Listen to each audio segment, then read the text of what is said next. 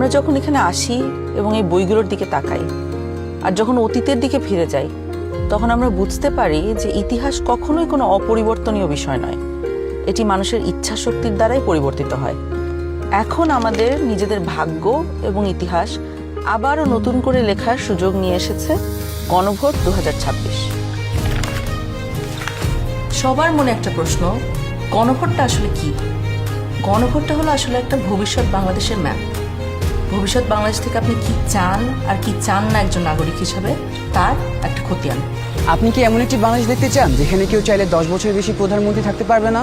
এমন বাংলাদেশ যেখানে সরকার চাইলেই বিরোধী দলের সম্মতি ছাড়া জরুরি অবস্থা জারি করতে পারবে না, চাইলেই জরুরি অবস্থার সময়ে নাগরিকের বেঁচে থাকার অধিকার কেড়ে নিতে পারবে না, চাইলেই এক্সট্রা জুডিশিয়াল কিলিং করতে পারবে না? আপনি কি চান সংসদে একটি উচ্চকক্ষ থাকুক?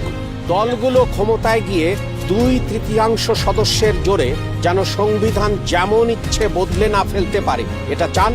সংবিধানের যে কোনো পরিবর্তন করতে হলে উচ্চকক্ষের সমর্থন লাগুক, এটা চান?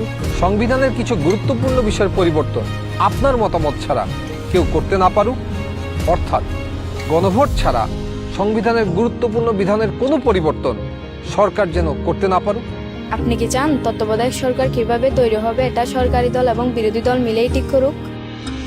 একই রকমভাবে নির্বাচন কমিশন, পিএসসি, সিএজি এসব গুরুত্বপূর্ণ নিয়োগে বিরোধী দলেরও ভূমিকা থাকুক? আপনি কি চান সংসদে নারীদের প্রতিনিধিত্ব বাড়ুক? দেশের বিচার ব্যবস্থা সরকারের প্রভাব মুক্ত থেকে স্বাধীনভাবে কাজ করুক, যাতে আমাদের মতন সাধারণ মানুষ বিচার পেতে পারে? আপনি কি চান সব বিভাগীয় শহরে উচ্চ আদালত স্থাপন হোক? ধরেন আপনার স্বজন খুন হয়েছে, সেই খুনের দায়ে দণ্ডপ্রাপ্ত আসামিকে প্রেসিডেন্ট চাইলেই ক্ষমা করে দিতে পারে। আপনি কি চান আপনি অর্থাৎ ক্ষতিগ্রস্ত পরিবারে অনুমতি ছাড়া রাষ্ট্রপতি এরকম কোনো অপরাধীকে ক্ষমা করতে না পারুক? আপনি কি চান যে আমাদের মৌলিক নাগরিক অধিকারের সংখ্যা বৃদ্ধি পাওয়া উচিত?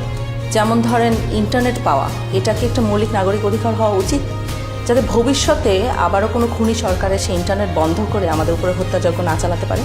রাষ্ট্রপতি এবং প্রধানমন্ত্রী ক্ষমতার মধ্যে ভারসাম্য বজায় থাকুক, এটা কি আপনি চান?